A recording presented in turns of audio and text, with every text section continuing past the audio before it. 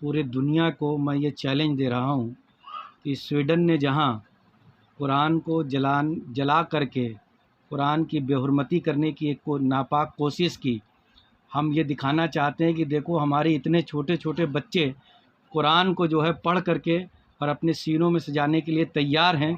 तुम एक कुरान क्या जला कर रखोगे, हम इतने कुरान सीनों में जमा कर देंगे कि तुम्हारी नस्लें ख़त्म हो जाएंगी, लेकिन कुरान क़यामत तक बाकी रहेगा। आज बुनकर कॉलोनी नाटी इमली में मदरसा फैजार ने मुजदीद अल्फेसानी में 3 बच्चों ने कुरान पाक मुकम्मल करने वाले बच्चों को दस्तार बांधकर बच्चों का हौसला अफजाई करने के लिए मदरसे के प्रिंसिपल मौलाना अब्दुल मुतलिब ने मेहमान खुशूसी के तौर पर बुनकर बिरादराना तंजीम 12वें के सरदार इदरीस अंसारी को बुलाया और उनके मौजूदगी में भी मदरसे के बच्चे का हौसला अफजाई करते हुए कहा कि जिस तरह से बहुत ही कम समय में मौलाना अब्दुल मुतलिब ने मेहनत कर बच्चों को कुरान मुकम्मल किया है, इसके लिए उनको सभी लोगों को मुबारकबाद देते हैं। कहा कि आप इसी तरह से मेहनत करते रहे। इस मुबारक मौके पर मौजूद लोगों में मुख्य रूप से मौलाना अब्दुल मुतलिब, पीर सफ़ीक अहमद, कमाल अख्तर, जहांगीर आलम, अजीज़ अकरम, मोहम्मद सालिम, सैयद खुर्शीद अहमद, सामाजिक संस्था इंडियन यूथ फाउंडेशन के संस्थापक महासचिव मकबूल अहमद, सचिव हैदर अली, मीडिया प्रभारी शमशेर अहमद, समीर अंसारी, आफ्ताब आलम, हैदर अली, नसीम अंसारी, गुलजार अहमद आदि सैकड़ों लोग मौजूद थे।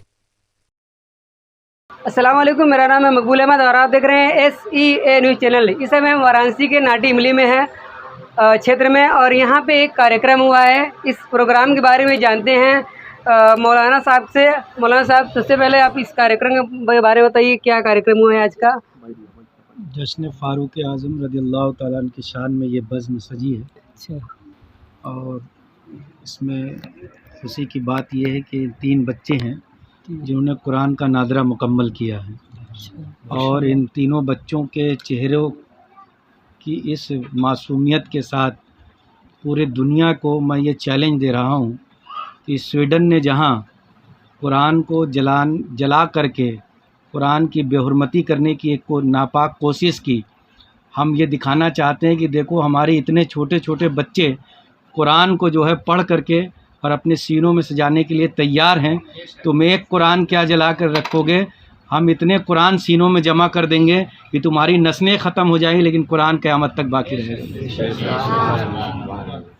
और क्या कार्यक्रम हुआ यहाँ पे, और दस्तारबंदी कुछ हुई है? हमारे 12 के सरदार जनाब इदरीस साहब चुने गए हैं, इसलिए आज उनके इस्तकबालिया प्रोग्राम रखा गया जो है। अच्छा। और उनके हक़ में दुआ की गई कि ये गरीब आवाम के साथ रहें और इंसाफ के साथ काम करें। ठीक, शुक्रिया। वो कई वर्षों से चल रहा है, ये तो हम भी जानते हैं, लेकिन सरदार बनने के बाद आपको कैसा लग रहा है इदरीस साहब? सरदार की दस्तार जो हुई है वो एक बहुत बड़ी जिम्मेदारी है। सर पे कांटों का ताज बुनकर समाज के लोगों ने रख दिया है, और ये परंपरा जो है लगभग 400-450 साल पुरानी परंपरा चली आ रही है। पीढ़ी दर पीढ़ी लोगों ने निभाया है। पहली बार मुझे यूँ कहा जाए कि बनारस के बुनकर समाज के लोगों ने मुझे अपना सब कुछ अपनी इस उम्मीद के साथ मुझे इस जिम्मेदारी को दिया है कि जिस तरह से ये लड़ाई हम बुनकर समाज के लोगों की लड़ते आ रहे हैं, इसलिए प्रदेश बनारस के बुनकरों को ये उम्मीद है कि आगे जो जिम्मेदारी हम लोगों ने इनको दी है वो जिम्मेदारी ईमानदारी के साथ ये निभाएंगे। तो हम पूरी कोशिश करेंगे कि अपने बुनकर समाज, ख़ास तौर से जो दबे कुचले बुनकर समाज के लोग हैं, उनकी नुमाइंदगी बनारस से लेकर लखनऊ तक, ज़रूरत पड़ी तो दिल्ली तक जाकर के करने की कोशिश पूरी करेंगे। और जहाँ तक हमेशा किसी न किसी के हमेशा लोगों की बुराइयां हुई है, हमारी भी बुराई हो रही है कहीं ना कहीं। हाँ, ये कहीं ना कहीं जो आपका जो हम देखे सोशल मीडिया पर आपका विरोध हो रहा है, कुछ लोग कह रहे हैं कि आपके खिलाफ मुकदमा लड़ेंगे, ये सब क्या चीज़ें चल रही है? वो सब चलता रहेगा। जिसके साथ हुजूर बहरुल इरफान जैसी शख्सियत मौजूद हो, उनका साया मेरे सर पर हो, तो ये तमाम चीज़ें आती रहेगी, जाती रहेगी। मुझे अपने पीर व मुर्शिद के ऊपर पूरा यकीन है। पीर व मुर्शिद की निगाह करम मेरे ऊपर है, और आगे भी इंशाअल्लाह उनकी निगाह करम मेरे ऊपर रहेगी। हम गरीब बुनकरों के साथ साथ जितने भी बुनकर समाज के लोग हों, चाहे वो किसी भी धर्म जात के हो, मजहब के हों, हम सबकी नुमाइंदगी जो मेरे दरवाजे पर आएगा उनकी नुमाइंदगी करने के लिए तैयार हैं और पूरी कोशिश करेंगे कि ईमानदारी के साथ उनकी नुमाइंदगी करें। जैसे कि ये पीढ़ी दर पीढ़ी चल रहा है सरदारगी निज़ाम, तो आपके ऊपर कौन सा सरदार थे? इसके पहले जो सरदार थे बारह में? नहीं, हमारे ख़ानदान में, हमारे घर में कोई सरदार नहीं था। पहली बार लोगों ने मुझे, लल्लापुरा के लोगों ने, बनारस के बुनकर समाज के लोगों ने मुझे ये पहचान दी है। ये पहचान, आज जो ये पहचान बनी है हमारी, ये हुजूर बहरुल इरफान की देन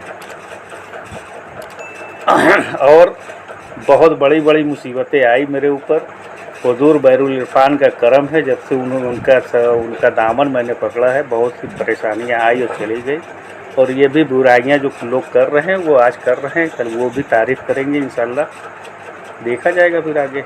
और जो बुनकर समाज के लोगों ने जो मेरे ऊपर जो भरोसा किया है, ख़ास तौर से तकरीबन 2 साल पहले इसी नाटी इमली के मैदान में तंजीम के सरबराह लोगों ने जो ऐलान किया था कि 20% बुनकर मजदूरों की मजदूरी बढ़ाई जाए, इसके लिए हम पूरी कोशिश करेंगे और जल्द से जल्द इसी नाटी इमली के मैदान से अपने बुनकर समाज के लोगों को इकट्ठा करके उस पर काम कराने की पूरी कोशिश करेंगे। मतलब बुनकर का जो मसाइल है उसको आप हल करवाने का पूरा कार्य करेंगे? पूरी कोशिश करेंगे। और सरकार ने जो भी 2023 में जो शासनादेश जारी किया है, पावरलूम बुनकरों के लिए 800 रुपया और 400 रुपया जो किया है, आज बनारस के किसी भी डिवीज़न में चले जाइए, 860 रुपये के हिसाब से वो पैसा ले रहे हैं। 400 रुपये के हिसाब से किसी डिवीज़न में पैसा नहीं लिया जा रहा है।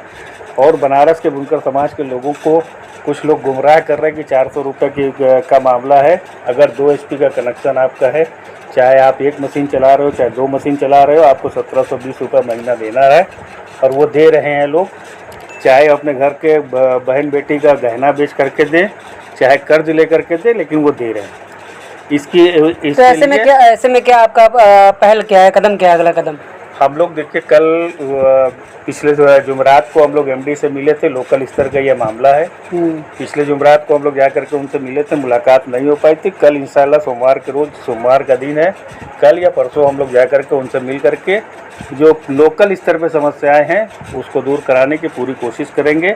और उसके बाद माननीय मुख्यमंत्री योगी आदित्य महाराज जी से लखनऊ में या गोरखपुर में मिलकर हम लोग उनके अपने पूरे प्रदेश के बुनकर समस्याओं को उनके आगे रखेंगे और उनसे पूरी कोशिश किया जाएगा कि वो जो है 2006 के शासनादेश के अनुसार जो भी बिजली के रेट बढ़े हैं उस हिसाब से रेट बढ़ा करके वो हम लोगों से पैसा लें।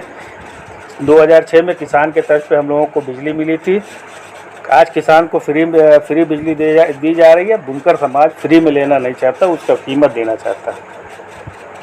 तो ऐसे में जो नई व्यवस्था आई है, तो ये शासनादेश में आप बदलाव की मांग करते हैं कि जो 5 किलोवाट तक की मांग थे? नहीं, शासनादेश में जो बहुत सी खामियां आई हैं, जैसे मिसाल के तौर पे खामी ये है कि अगर आप एक परिसर में एक ही कनेक्शन वो देंगे, अगर आप 4 भाई हैं, 4 भाई में अगर बंटवारा हो गया तो कनेक्शन एक भाई को रहेगा, 3 भाई जो यूनिट रेट पे चलाएंगे।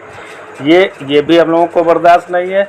उनके शासनादेश में एक मामला ये भी है कि वो हर महीने आपके घरों परिसर में आकर के वो जांच करेंगे, अपनी मशीन लगाएंगे, पता लगा आपका जो है 2 किलोवाट का कनेक्शन है, उनके मशीन लगने से 2.5 किलोवाट का होगा, तो आपको यूनिट से बाहर सब्सिडी से बाहर कर देंगे, आपके ऊपर 2 साल की प्लांटी ठोक देंगे या 2 साल की सजा कर देंगे। ये भी जो है बुनकर समाज के लिए हानिकारक है, इसका भी हम विरोध करते हैं। हम 2006 के शासनादेश के जो शासनादेश है उसके अनुसार हम रेट की बात कर रहे हैं। सरकार कितने किलोवाट देगी, 5 किलोवाट तो किया है, इसको अगर बढ़ाना चाहे सरकार तो हम इसका विरोध भी नहीं करेंगे, और घटाना चाहेगी तो भी हम इसका विरोध नहीं करेंगे। हमें सिर्फ फ्लैट रेट का जो रेट बढ़ा हुआ है उसको कम करने की बात सरकार से करने के लिए जा रहे हैं। तो ऐसे में बहुत लोग खुशी मना रहे हैं कि 5 किलोवाट तक महाराज जी ने सब्सिडी दी है, तो क्या लगता है वो गुमराहियत में है कि उनको शासनादेश का जो बुनकर समाज के लोग ये खुशी मना रहे हैं, ये खुशी मनाना भी चाहिए, लेकिन साथ ही साथ उनको ये भी जो है देखना चाहिए कि उनका जो 2023 का शासनादेश है उसमें क्या क्या खामियां है उस पर भी उन लोगों को गौर करना चाहिए। खुशी मना रहे हैं, मनाएं, हम नहीं कह रहे हैं कि खुशी ना मनाएं। हम तो सरकार से ये कह रहे हैं कि 2006 का जो शासनादेश है उसके अनुसार आप हमसे पैसा लीजिए। हम ये नहीं कह रहे कि आप 5 किलोवाट को ख़त्म कर दीजिए, 50 किलोवाट दीजिए। सरकार सभी लोगों के ध्यान में रख करके फैसला लेगी, न कि हमारा सिर्फ हमें देख करके फैसला लेगी। ऐसा सरकार करने वाली नहीं है। और उत्तर प्रदेश के मुख्यमंत्री माननीय योगी आदित्यनाथ जी महाराज ने कहा था, हर मीटिंग में जो है, जब भी उनसे लोगों ने बात किया तो उन्होंने यही कहा था कि हम बुनकर समाज के लोगों के प्रस्ताव के अनुसार ही जो फैसला करेंगे।